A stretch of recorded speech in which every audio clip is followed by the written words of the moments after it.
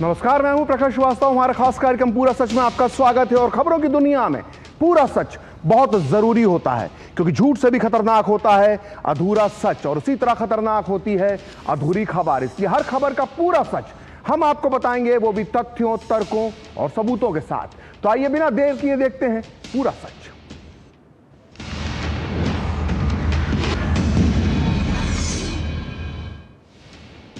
तो राहुल गांधी ने एक बार फिर मोदी सरकार की चाइना पॉलिसी पर निशाना साधा है। उन्होंने मोदी सरकार की विदेश नीति की तुलना सर्कस से की। लेकिन क्या राहुल के ये आरोप हकीकत के आईने में टिकते हैं, या फिर ये सिर्फ एक पुरानी राजनीतिक स्क्रिप्ट का दोहराव है? सच ये है कि जब गलवान की बर्फीली वादियों में भारत के 20 जवानों ने देश के लिए बलिदान दिया, तब सरकार और हमारी सेना चुप नहीं रही। भारत ने पलट कर जवाब दिया, न सिर्फ मैदान में बल्कि कूटनीति में भी।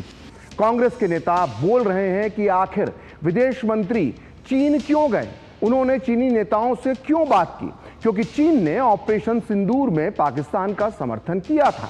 तो राहुल गांधी एंड पार्टी जिस विदेश नीति को सर्कस बता रही है, लेकिन आज हम विदेश नीति, खासकर चाइना पॉलिसी के उस असली सर्कस का पूरा सच बताएंगे, जो कभी मनमोहन सिंह की सरकार में तो कभी राजीव गांधी की सरकार में खेला गया। आज हम आपको चाइना पॉलिसी का वो पूरा सच बताएंगे जिस पर कांग्रेस कभी बात नहीं करना चाहती है। साथ ही हम आपको बताएंगे कि आखिर राहुल गांधी बार बार चीन पर विवादित बयान क्यों देते हैं। तो देखते हैं पूरा सच पूरे विस्तार के साथ। तो विदेश मंत्री एस जयशंकर एससीओ सम्मेलन में हिस्सा लेने के लिए चीन पहुंचे थे। इस दौरान उन्होंने बीजिंग में एससीओ विदेश मंत्रियों के साथ राष्ट्रपति शी जिनपिंग से भी मुलाकात की और चीनी राष्ट्रपति को द्विपक्षीय संबंधों में हालिया प्रगति से अवगत कराया। लेकिन कांग्रेस नेता राहुल गांधी को यह मुलाकात इतनी नागवार गुजरी कि उन्होंने विदेश मंत्री एस जयशंकर की विदेश नीति पर ही सवाल खड़े कर दिए। राहुल गांधी ने एक अखबार की खबर साझा करते हुए सोशल मीडिया मंच एक्स पर लिखा कि मुझे लगता है कि चीनी विदेश मंत्री आएंगे और प्रधानमंत्री नरेंद्र मोदी को चीन भारत संबंधों के में हालिया घटनाक्रम से अवगत कराएंगे। राहुल इतने पर ही नहीं रुके। उन्होंने कहा कि विदेश मंत्री अब भारत की विदेश नीति को बर्बाद करने के मकसद से एक बड़ा सर्कस चला रहे हैं। इतना ही नहीं, विदेश मंत्री के चीन दौरे को लेकर कांग्रेस के जयराम रमेश और सुप्रिया श्रीनेत ने भी सवाल उठाए। लेकिन ना तो राहुल गांधी और ना ही कांग्रेस के नेताओं को यह याद रहा कि चीन में हुए एससीओ सम्मेलन में विदेश मंत्री एस जयशंकर ने आतंकवाद को लेकर न सिर्फ पाकिस्तान को कड़ी फटकार लगाई, बल्कि चीन को भी अपने अंदाज में चेतावनी दी। विदेश मंत्री एस जयशंकर का बयान राहुल गांधी को भी पढ़ना चाहिए। एससीओ बैठक में विदेश मंत्री एस जयशंकर ने कहा कि एससीओ की स्थापना जिन 3 बुराइयों से निपटने के लिए की गई थी, वे हैं आतंकवाद, अलगाववाद और उग्रवाद। इसमें कोई आश्चर्य की बात नहीं कि ये अक्सर एक साथ होती हैं। हाल ही में हमने भारत के पहलगाम में 22 अप्रैल 2025 को हुए आतंकवादी हमले में इसका एक ज्वलंत उदाहरण देखा। एस जयशंकर ने आगे कहा कि ये जानबूझकर जम्मू कश्मीर की पर्यटन अर्थव्यवस्था को कमजोर करने और धार्मिक विभाजन को बढ़ावा देने के लिए किया गया था। संयुक्त राष्ट्र सुरक्षा परिषद, जिसके हम में से कुछ वर्तमान में सदस्य हैं, उन्होंने बयान जारी कर इस आतंकी हमले की कड़े शब्दों में निंदा की और आतंकवाद के इस निंदनीय कृत्य के अपराधियों, आयोजकों, वित्त पोषकों और प्रायोजकों को जवाबदेह ठहराने और उन्हें न्याय के कटघरे में लाने पर जोर दिया। भारत ने ऐसा ही किया है और हम आगे भी ऐसा करते रहेंगे। ये जरूरी है कि एससीओ अपने मूल उद्देश्यों के प्रति समर्पित रहे और इस चुनौती पर किसी तरह से समझौते वाला रुख नहीं रखे। तो यह बयान था विदेश मंत्री जयशंकर का। क्या कहना है कि विदेश मंत्री शंघाई सहयोग संगठन की बैठक के लिए चीन जाते हैं तो वह अपने चीनी समकक्ष और उस देश के राष्ट्रपति से नहीं मिलेंगे तो आखिर किससे मिलेंगे? बीजेपी ने कहा कि राहुल गांधी खुद चीनी राजदूत से गुप्त रूप से मिलते हैं, चीन के साथ गुप्त समझौता ज्ञापन पर हस्ताक्षर करते हैं। उन्हें विदेश नीति पर लेक्चर नहीं देना चाहिए, क्योंकि राहुल गांधी को तो फॉरेन पॉलिसी का एफ तक नहीं पता। आप पहले सुनिए बीजेपी नेताओं ने क्या कहा, फिर हम आपको विस्तार से बताएंगे राहुल और कांग्रेस के चीन के प्रति जो बार बार विवादित बयान आते हैं उसका पूरा सच क्या है।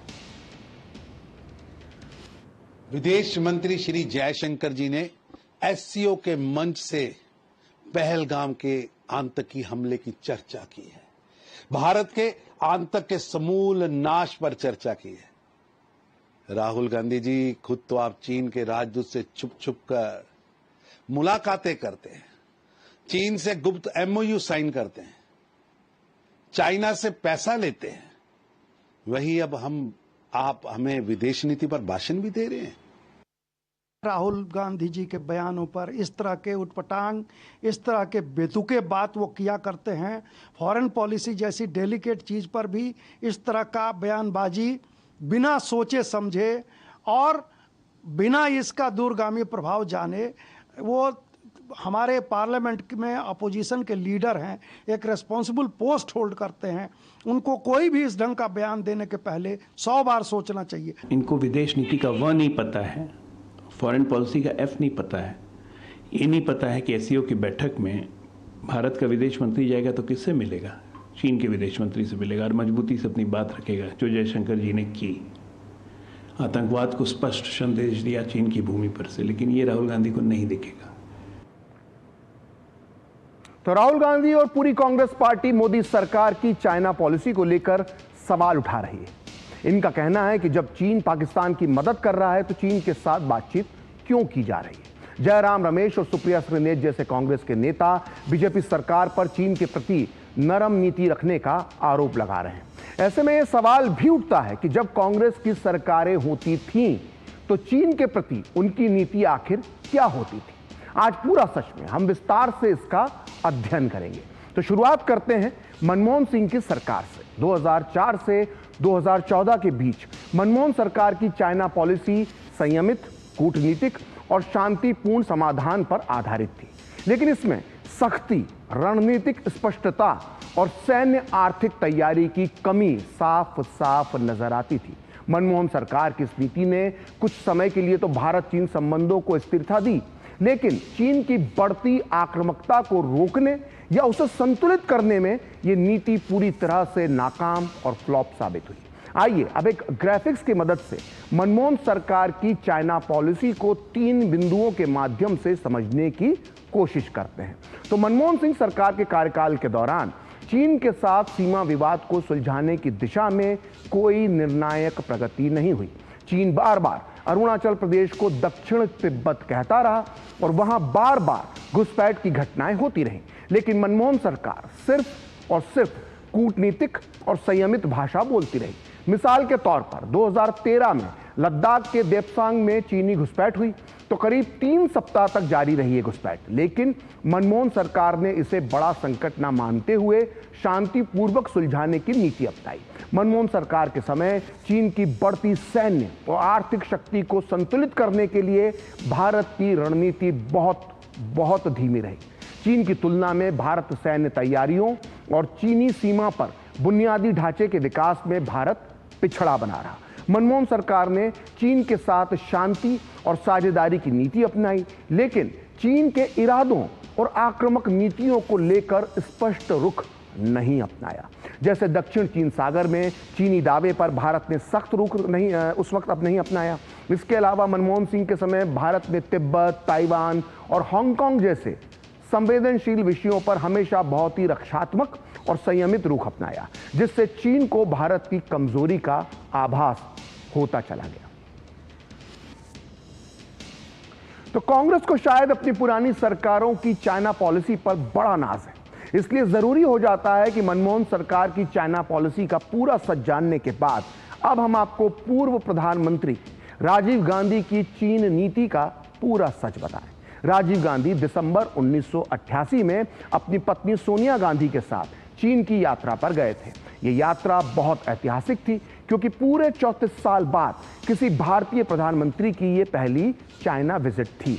ये तस्वीरें उसी वक्त की हैं। इस यात्रा का मकसद था पुराने जख्मों पर मरहम लगाना और 1962 के युद्ध के बाद दोनों देशों के रिश्तों में जो खटास आई थी उसे मिठास में बदलना। लेकिन कूटनीति की इस चाशनी में कई सवाल छिपे रह गए और जानकारों की राय में यह यात्रा पूरी तरह से नाकाम रही। इस दौरे में राजीव गांधी की सबसे बड़ी 3 नाकामी जो मानी जाती हैं वो ये है कि पहली तो वो सीमा विवाद को नहीं सुलझा पाए, दूसरी उन्होंने चीन पाकिस्तान के गठजोड़ की अनदेखी की, और तीसरी ये कि वो सुरक्षा नीति में ठोस कदम नहीं उठा पाए। ये सारी गलतियां आने वाले वर्षों में भारत के लिए रणनीतिक समस्याओं का कारण बनी। इतना ही नहीं, राजीव गांधी ने इस यात्रा के दौरान चीनी नेताओं के साथ चर्चा में सीमा विवाद, खासकर अक्साई चीन और अरुणाचल प्रदेश को लंबित मुद्दा मानते हुए टाल दिया। राजीव गांधी ने चीन से रिश्ते सुधारने के लिए सीमा विवाद को अलग थलग करने की नीति अपनाई, जिससे चीन को बिना दबाव के रिश्ते सुधारने का लाभ मिला, लेकिन सीमा पर तनाव बना रहा। आज कांग्रेस बोल रही है कि चीन ने पाकिस्तान को हथियार दिए, तब भी विदेश मंत्री चीन क्यों गए, यह सवाल पूछा जा रहा है। तो ऐसे में कांग्रेस नेताओं को यह पता होना चाहिए कि 1980 के दशक में भी चीन ने पाकिस्तान को परमाणु और मिसाइल तकनीक में मदद दी, जो भारत की सुरक्षा के लिए बहुत बड़ा खतरा उस वक्त बन गई। इसके बावजूद राजीव गांधी सरकार ने इस खतरे के विरुद्ध कोई प्रत्यक्ष जवाबी रणनीति नहीं बनाई, ना चीन पर इसे लेकर दबाव डाला। तो 1988 में चीन के दौरे पर राजीव गांधी ने भी नेहरू की तर्ज पर तिब्बत को चीन का भाग मानते हुए उस मुद्दे पर खुली प्रतिक्रिया नहीं दी। कुल मिलाकर राजीव गांधी ने यथार्थवादी कूटनीति की जगह उससे अधिक आदर्शवादी रवैये को दिखाया, यानी एक तरह से वो अपने नाना और देश के पहले प्रधानमंत्री नेहरू की नीति पर चल रहे थे। अब नेहरू की चीन नीति का क्या हश्र हुआ, ये तो आपको पता ही होगा। लेकिन इसके बाद भी अपनी चीन यात्रा के दौरान राजीव गांधी ने बड़ी शिद्दत के साथ 1954 के पंचशील समझौते का ढिंढोरा पीटा, जिसका चीन ने 1962 में ही ढोल बजा दिया था। नेहरू के साथ चीन द्वारा किया गया नाकाम पंचशील समझौता पीठ में छुरा भौंकने का जीता जागता नमूना था। ये एक मरा हुआ समझौता था, लेकिन फिर भी राजीव गांधी ने चीन में इसका जिक्र किया। आइए सुनते हैं राजीव गांधी का वो पंचशील वाला बयान। In 1954, India and China enunciated the Panchsheel, the 5 principles of coexistence. The principles we commanded scant acceptance then. Now, 30 tortured years later, the trajectory which the 5 principles indicated for the evolution of the world order is beginning to emerge as the world's path.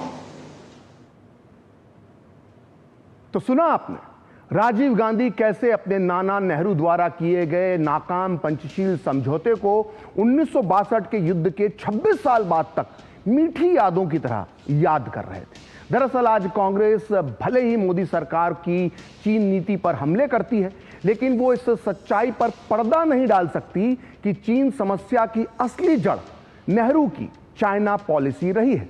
अगर नेहरू की चीन नीति पर हम चर्चा करने बैठ जाएं तो अगले 30 दिन तक, जी हां 30 दिन तक रोज हम अपने इस खास कार्यक्रम पूरा सच में आधे घंटे का एक शो रोज बना सकते हैं। इसलिए अगर संक्षेप में मुझे नेहरू की चाइना पॉलिसी को बताना हो आप तक, तो इसके लिए मैं पूर्व विदेश मंत्री नटवर सिंह की पुस्तक one life is not enough का हवाला देना चाहूंगा, जिसका हिंदी अनुवाद एक ही जिंदगी काफी नहीं इस वक्त मेरे हाथ में है। नटवर सिंह नेहरू परिवार के बहुत खास थे, और जब वो भारतीय विदेश सेवा के सचिव थे तब उन्होंने स्वयं पंडित नेहरू के साथ काम किया था। उन्होंने इंदिरा गांधी, राजीव गांधी, मनमोहन सिंह, सोनिया गांधी और राहुल गांधी के साथ भी काम किया है। जाहिर है उनकी समझ पर सवाल नहीं उठाया जा सकता है। नटवर सिंह अपनी इस पुस्तक के पेज नंबर 99 पर नेहरू की चाइना पॉलिसी के बारे में लिखते हैं कि आदर्शवादी पंडित नेहरू माओ त्से तुंग और चौ एन लाई की बातों को समझ नहीं पाए, और यह भी नहीं समझ सके कि जब चीनी सेना ने 1951 में तिब्बत पर कब्जा किया तो इससे भारत पर क्या प्रभाव पड़ा। पंडित नेहरू बार बार भारत और चीन के प्राचीन सांस्कृतिक संबंधों की दुहाई देते रहे। उन्होंने तिब्बत में तेजी से तैयार हो रहे चीनी बुनियादी ढांचे की उपेक्षा की। चीन लगातार नक्शे प्रकाशित करता रहा था, जिसमें भारत के विशाल भूभाग को वो अपने देश के हिस्से के रूप में दिखा रहा था। लेकिन पंडित नेहरू ने जोर दिया कि देश का ध्यान आंतरिक शांति बनाए रखने पर होना चाहिए। चीनी प्रधानमंत्री चाउ एन लाई ने यह भरोसा दिया कि सीमा विवाद को आसानी से बातचीत से सुलझाया जा सकता है। उसके बाद नटवर सिंह जो लिखते हैं उसे ध्यान से सुनिए। वो लिखते हैं कि यहां पंडित नेहरू ने चीनी प्रधानमंत्री की बातों में आकर अपने अविवेक का परिचय दिया। तो कांग्रेस के नेता बार बार यह बोल रहे हैं कि जब चीन ने ऑपरेशन सिंदूर के दौरान पाकिस्तान का साथ दिया तो ऐसे में चीन से बात करने की आखिर जरूरत क्या थी। इसलिए अब मैं कांग्रेस के नेताओं को वो पूरा सच बताने जा रहा हूं जिसे सुनकर शायद उनको यकीन नहीं होगा। कांग्रेस के नेताओं को यह पता होना चाहिए कि पाकिस्तान का समर्थन तो छोड़िए, चीन ने जब 1962 में भारत पर ही हमला कर दिया था उसके बाद भी नेहरू सरकार चीन पर मेहरबानियां करती फिर रही थी। कांग्रेस के नेताओं को यह पूरा सच पता होना चाहिए कि 1962 के युद्ध में धोखा खाने के बाद भी हमारी तत्कालीन नेहरू सरकार चीन को यूनाइटेड नेशंस में जगह दिलवाने के लिए समर्थन कर रही थी। दरअसल 1963 में यानी चीनी हमले के सिर्फ एक साल बाद संयुक्त राष्ट्र महासभा का 18वां सत्र आयोजित हुआ। इस सत्र में भारतीय प्रतिनिधि मंडल का नेतृत्व प्रधानमंत्री नेहरू की सगी छोटी बहन विजय लक्ष्मी पंडित कर रही थी और उन्होंने इस सत्र में चीन को संयुक्त राष्ट्र में एंट्री देने के मुद्दे पर न केवल उन्होंने चीन का समर्थन किया बल्कि चीन के पक्ष में भारत ने वोट भी डाला था। जी हां, भारत ने उस प्रस्ताव के पक्ष में मतदान किया जो ताइवान की जगह चीन के प्रतिनिधियों को लाने की मांग करता था और इसका सबूत मिलता है भारत सरकार के विदेश मंत्रालय की इस वार्षिक रिपोर्ट में और जो वर्ष 1964 में छापी गई थी जब नेहरू की सरकार थी, कांग्रेस की सरकार थी और इसमें वर्ष 63-64 के विदेश मंत्रालय के कामकाज का लेखा जोखा था और इस रिपोर्ट के पेज नंबर 85 पर लिखा हुआ है कि संयुक्त राष्ट्र में चीन के प्रतिनिधित्व के प्रश्न पर चर्चा हुई जिसमें अल्बानिया, कंबोडिया के उस प्रस्ताव को अस्वीकार कर दिया गया जिसमें ताइवान के प्रतिनिधियों को हटाकर उनके स्थान पर चीन के प्रतिनिधियों को लाने की मांग की गई थी। लेकिन भारत ने इस प्रस्ताव के पक्ष में मतदान किया क्योंकि हम संयुक्त राष्ट्र की सदस्यता के संदर्भ में सर्वव्यापकता के सिद्धांत का समर्थन करते थे। भारत ये मानता था कि चीन का प्रतिनिधित्व होना आवश्यक है ताकि वो संगठन की जिम्मेदारियों और अनुशासन के अधीन आ सके। इस रिपोर्ट में आगे लिखा गया है कि हालांकि सामान्य बहस के दौरान भारत की प्रतिनिधि यानी विजय लक्ष्मी पंडित ने यह भी कहा कि चीन ने भारत पर आक्रमण किया है और वो अब भी भारतीय क्षेत्र पर कब्जा किए हुए है। तो जरा सोच कर देखिए, आज राहुल गांधी और उनके साथी तथाकथित चीनी घुसपैठ पर इतनी हाय तौबा मचा रहे हैं लेकिन वो ये नहीं बताते कि 1949 से लेकर 1962 तक चीन ने भारत की हजारों हजार किलोमीटर जमीन पर कैसे कब्जा कर लिया था। इतना ही नहीं, जब कभी उस दौर में इसे लेकर सवाल पूछा जाता था तो तत्कालीन प्रधानमंत्री नेहरू का तर्क होता था कि ये इलाका तो निर्जन है। यहां तक कि नेहरू का यह भी कहना था कि इस इलाके को लेकर भारत और चीन का आपस में विवाद करना एक मूर्खता होगी। आज कांग्रेस के लोग मोदी के समर्थकों को भक्त कहकर चिढ़ाते हैं लेकिन चीन के खिलाफ बड़ी बहादुरी से युद्ध लड़ने वाले ब्रिगेडियर जॉन डाल्वी ने अपनी किताब हिमालयन ब्लंडर में अरुणाचल पर चीनी कब्जे को लेकर नेहरू के भक्तों को जिम्मेदार ठहराया था और यह किताब, इसका हिंदी अनुवाद इस वक्त मेरे हाथ में है। और आपकी जानकारी के लिए बता दूं कि इस किताब को लिखने वाले ब्रिगेडियर जॉन डाल्वी ने खुद 1962 के युद्ध में हिस्सा लिया था और इस युद्ध के दौरान अरुणाचल प्रदेश की सीमा पर उन्हें चीन ने गिरफ्तार कर लिया और ब्रिगेडियर डाल्वी पूरे 7 महीने तक चीन की कैद में रहे थे। उनकी लिखी यह किताब चीन युद्ध पर लिखी गई अब तक की सर्वश्रेष्ठ किताबों में से एक मानी जाती है और पिछले 55 सालों में इस किताब की लाखों लाख प्रतियां बिक चुकी हैं। लेकिन अफसोस इस बात का है कि राहुल गांधी और कांग्रेस के नेताओं ने शायद यह महत्वपूर्ण पुस्तक पढ़ी ही नहीं है। अगर पढ़ी होती तो आज इस तरह के बयान नहीं दे रहे होते। ब्रिगेडियर जॉन डाल्वी ने अपनी इस किताब हिमालयन ब्लंडर के पेज नंबर 50 पर लिखा है कि सार्थक बहसों के बिना आज्ञाकारी संसद के साथ और भक्त जनता के चलते नेहरू सिर्फ अपनी समझ पर भरोसा करते थे।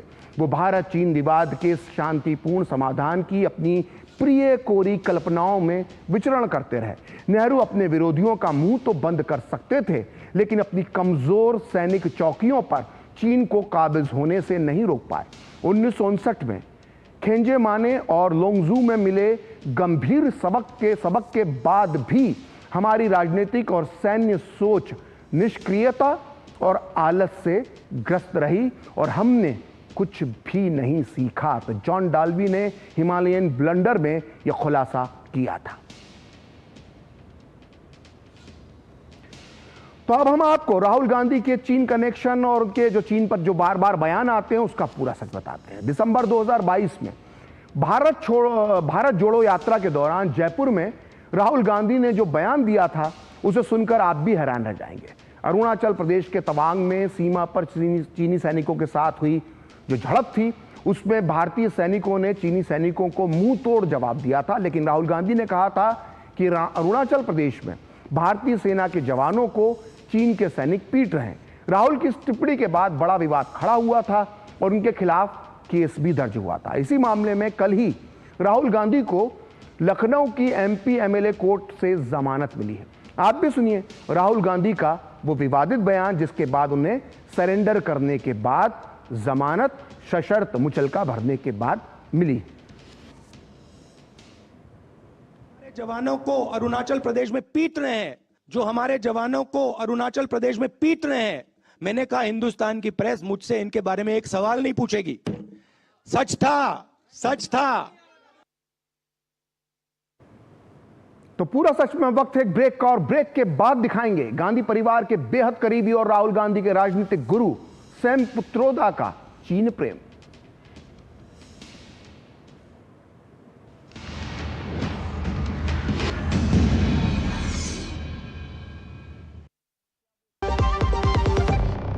टाइम पे खा लेना और प्लीज बाइक धीरे चलाना जी।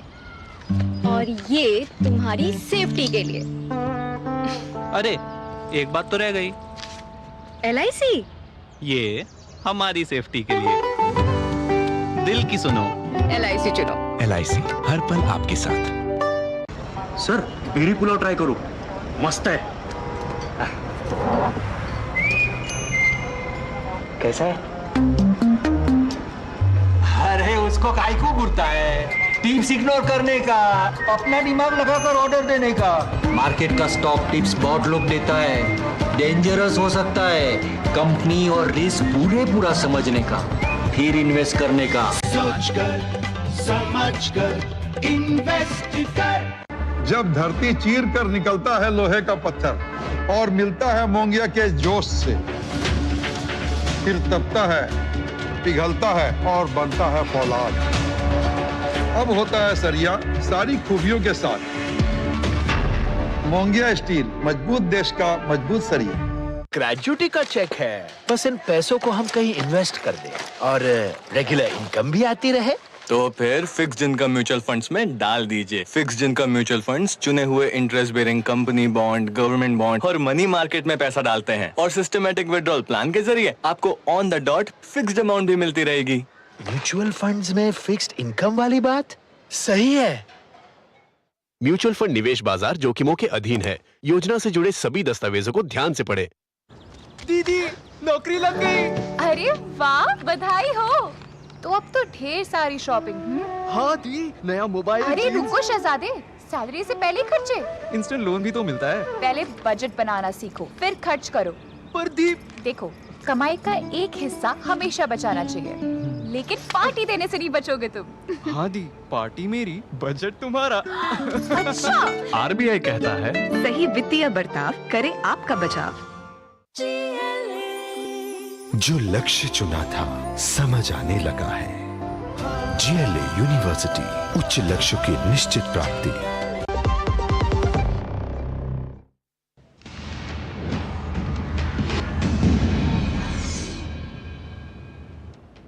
तो ब्रेक के बाद पूरा सच में आपका फिर से स्वागत है। और राहुल गांधी का जो चाइना पॉलिसी है वो सिर्फ बयानों में ही नहीं बल्कि मेल मुलाकातों के जरिए भी सामने आती रही है।